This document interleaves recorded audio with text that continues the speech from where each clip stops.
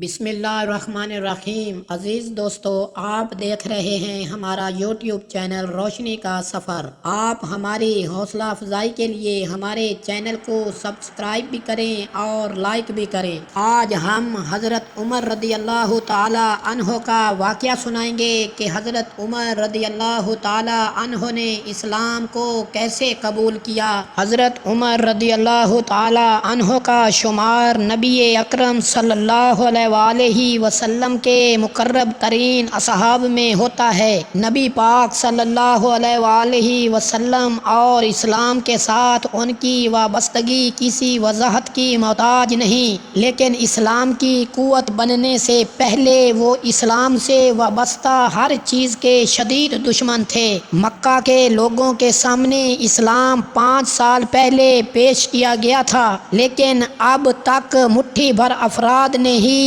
اسے قبول کیا تھا۔ مسلمانوں کو اکثر اذیت رسانی اور تذلیل کا نشانہ بنایا جاتا اور انہیں کعبہ میں نماز ادا کرنے کی اجازت نہ تھی۔ ان کی پست حالت کے باوجود بھی مکہ کے کفار ان سے خوف زدہ تھے۔ ان کا کہنا تھا کہ اگر یہ نیا مذہب پھیلتا رہا تو جلد ہی ہمارے عزیز بھی اپنے اجداد کی راہ سے ہٹ جائیں گے۔ ایک روز مکہ کے چند سردار بیٹھے اس بڑھتے ہوئے خطرے کے بارے میں گفتگو کر رہے تھے۔ کسی کی سمجھ میں نہ آ رہا تھا کہ اس بارے میں کیا کیا جائے۔ تب عمر نے کہا، تم لوگ باتیں کرتے رہو، میں محمد صلی اللہ علیہ وآلہ وسلم کو قتل نعوذ باللہ کر کے ایک ہی بار یہ قصہ تمام کر دیتا ہوں۔ آپ کے غیظ و غضب سے بھرپور اعلان پر ایک لمحے کو سب خاموش ہو گئے۔ نبی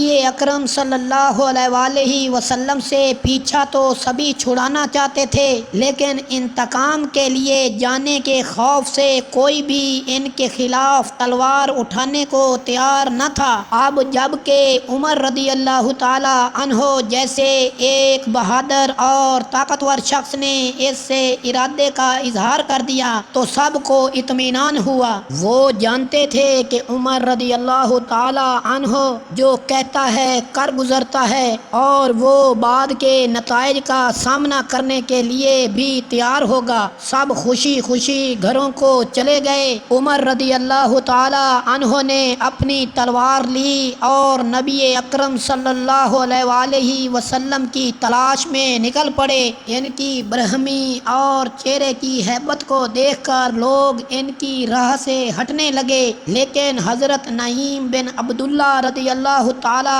عنہ نے انہیں راستے میں روک لیا۔ حضرت نعیم رضی اللہ تعالی عنہ نے اسلام قبول کر چکے تھے، لیکن اب تک دوسروں کے سامنے اس کا اظہار نہ کیا تھا۔ انہوں نے عمر رضی اللہ تعالی عنہ سے پوچھا کہ وہ کہاں جا رہے ہیں، تو جواب ملا، میں اس نئے مذہب کے نبی صلی اللہ علیہ وسلم کو نعوذ باللہ قتل کرنے جا رہا ہوں۔ حضرت نعیم رضی اللہ تعالی عنہ سر تاپا ہل گئے، لیکن خود پر قابو رکھتے ہوئے بولے، تم پہلے اپنے گھر پر ایک نظر کیوں نہیں ڈال لیتے؟ تمہاری بہن اور بہنوئی دونوں اسلام قبول کر چکے ہیں۔ عمر رضی اللہ تعالی عنہ کا غضب الو کی طرح بھڑک اٹھا۔ انہوں نے اپنا پہلا مقصد چھوڑا اور سیدھے اپنی بہن کے گھر پہنچے جو چھپ کر قرآن کی تلاوت کر رہی تھی۔ عمر رضی اللہ تعالی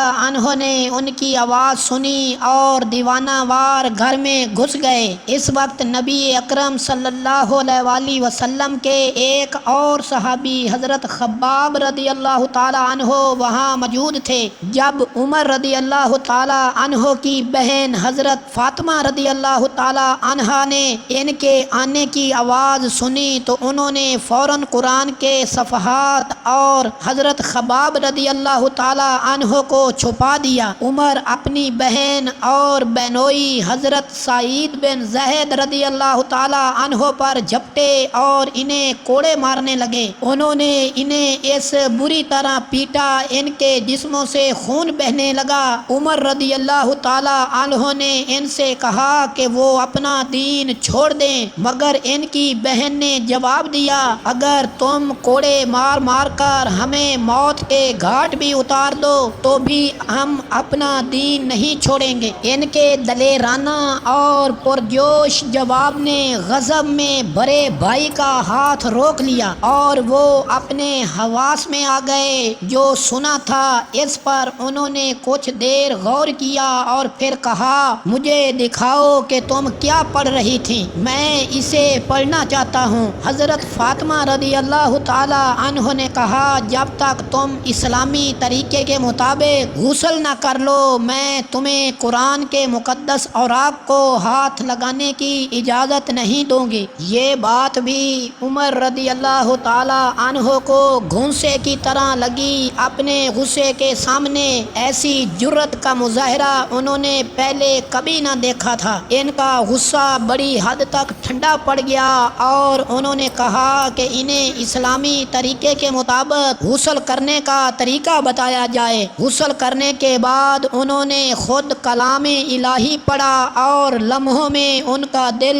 پگھل گیا۔ قرآن کی ابدی اور پرآز قوت صداقت نے ان پر ایسا اثر ڈالا کہ ان کی دنیا ہی تہہ و بالا ہو گئی۔ اپنی بہن اور بہنوئی کی آنکھوں کے سامنے وہ ایک بدلے ہوئے انسان بن گئے۔ انہوں نے ان سے معافی مانگی اور ایک بار پھر نبی اکرم صلی اللہ علیہ وآلہ وسلم کی تلاش میں نکل کھڑے ہوئے، لیکن اس مرتبہ بالکل مختلف نیت کے ساتھ۔ جلد ہی نبی اکرم صلی اللہ علیہ وآلہ وسلم اپنے اصحاب کے ساتھ بیٹھے ہوئے انہیں نظر آ گئے اور وہ ان کی طرف بڑھے۔ ان کی برہنہ تلوار اب بھی ان کے ہاتھ میں تھی۔ اصحاب کو اندیشہ ہوا کہ وہ نبی پاک کو زر پہنچانا چاہتے ہیں اور حضرت امیر حمزہ رضی اللہ تعالی عنہ ان کا سامنا کرنے کو اٹھنے لگے، لیکن نبی اکرم صلی اللہ علیہ وآلہ وسلم نے ہر ایک کو روک دیا۔ آپ صلی اللہ علیہ وآلہ وسلم اٹھے،